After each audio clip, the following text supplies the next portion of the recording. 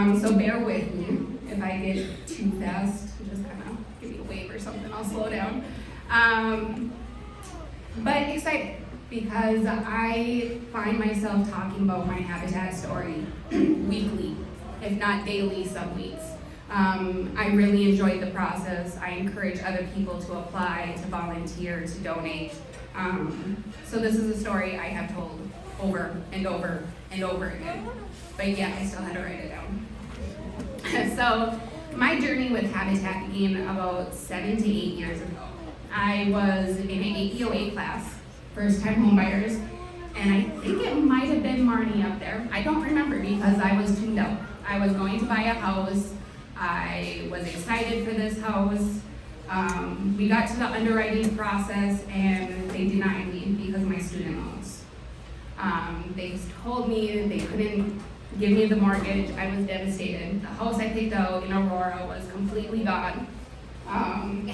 So we ended up renting a different house. In that time, I ended up losing my father.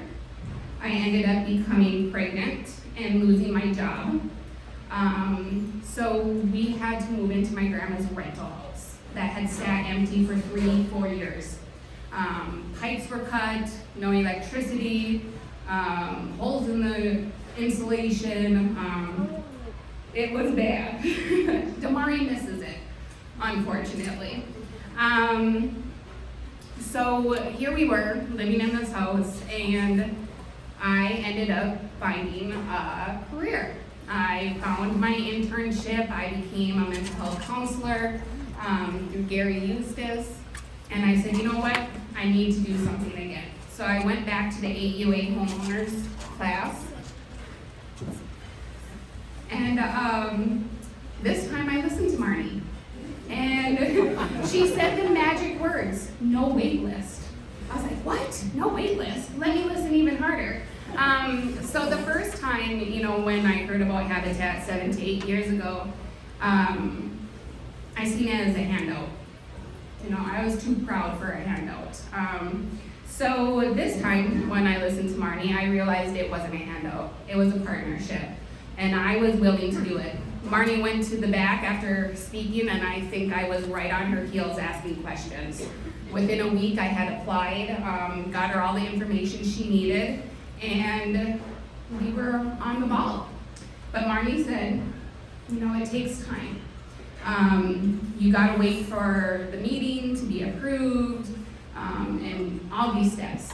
So without being discouraged, we kind of went along, and it was evening time, and I almost didn't answer the phone call from Sarah, Nathan's wife, but I did, and she told me I was approved. I think Dewan asked me why I was crying at that point, but they were happy tears. And everything kind of fell into place from there, from the grace of God. Everything just kind of fell into place. It was not as long as we had anticipated. This is why the dedication went so well when he was sleeping. Okay, buddy. So the house that we were living in, like I said, it was a shelter. All it did was protect us from the rain. It was literally a roof over our head. My little guy was 1, holes in the sheetrock. Not a good look. We had windows on the second floor that were so close to the ground, I was afraid of him pushing on it and falling 2 stories down. We had a beautiful, beautiful bathtub with no plumbing. So he took Rubbermaid baths in the little tubs. The worst part for my oldest was dealing with this 1-year-old without a bedroom door. It was odd shaped, and he could not have a bedroom door. So dealing with a 1-year-old at 9 years old was awful for him.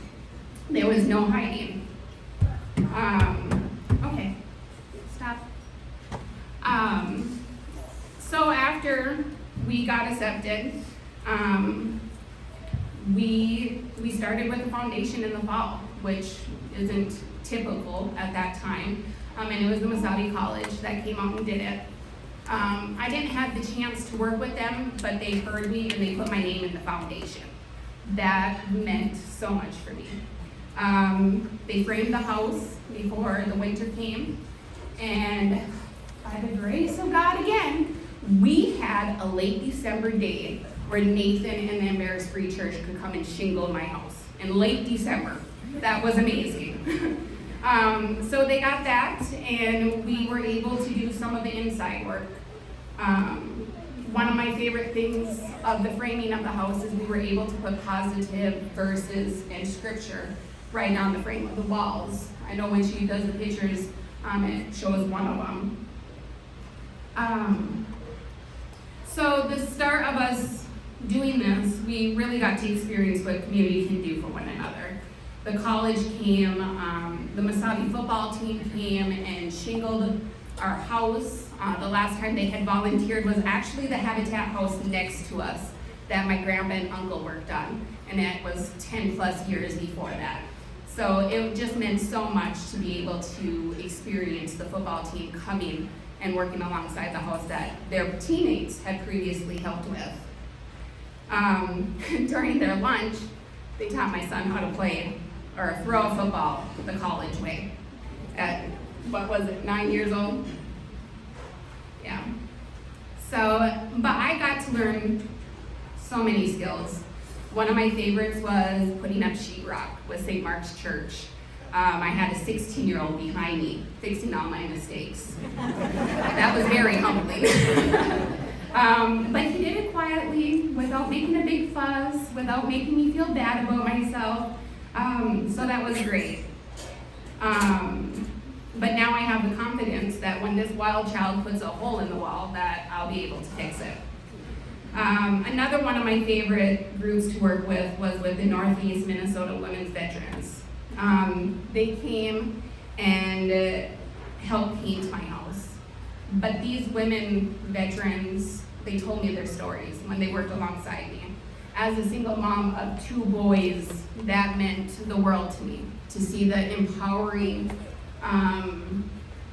women still volunteering after they put in so much service and learning new things. Damari, you're very distracting. Can you say hi and go sit down? Hi. Okay, go sit down.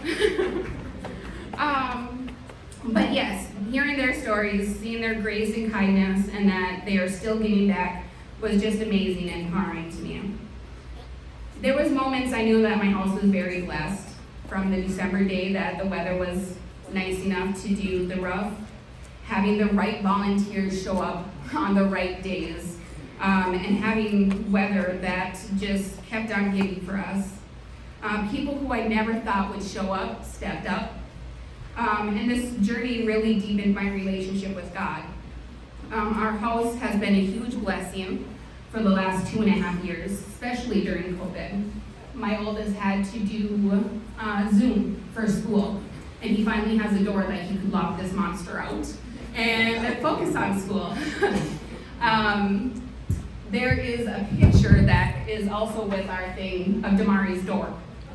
I am a mental health counselor, so I locked myself in my room to be able to serve my clients still. Told Damari he needed to be quiet and not interrupt me. He was quiet. He didn't interrupt me. But this is a blessing of owning our house. He was able to make his door his. It was his personality that shone through with his little artistic. And he tries to use his big brother's door as an easel as well. We keep cleaning that one though. But being able to provide stable housing for us really helped get through COVID. We felt safe. We had a place to gather and a place to separate from one another with the locked doors. And we were able to keep ourselves busy. With the skills that I learned, me and Dewan ended up building a 25 by 16 foot deck on the back of our house with assistance from my uncle.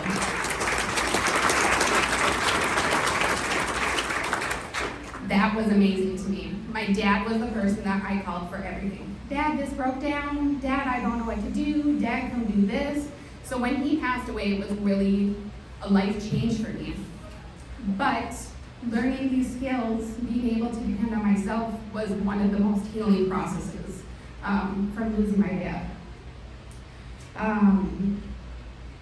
The process of learning and building this confidence just has made me a better person. Yeah, I can swing a hammer now, I can work a drill, but the humbling experience brought me closer to God. It brought me and my kids closer together. The community, that was the first time I experienced a lot of community coming together for me. You know, you see it on TV, you see it in the news, you see it wherever. But to experience community coming together for you is just amazing.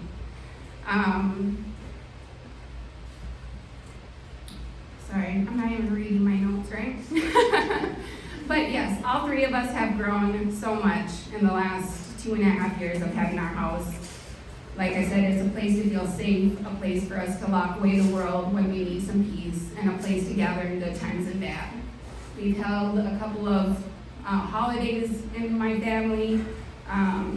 We like to invite people over to do fun things, like my cousins, who she is now building her Habitat home. They come every year to see Santa on the fire truck. And it's just a place that we can do dinner and continue that tradition. So I want to leave you with the ultimate lesson I learned in this process. If something is meant to be, nothing can stop God's blessing. And that is what this truly was. God's blessing worked through all of you.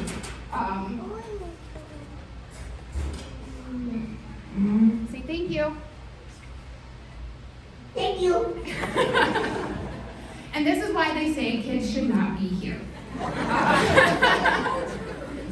Mine is him spilling his drink all down me earlier. So, but I want to say thank you. When you guys donate, when you guys volunteer, when you guys speak the word Habitat, it does so much. And before, like I said, I would have never experienced community in this way without building. And thanks to my student loans, I got the opportunity to be able to build your Habitat. So thank you.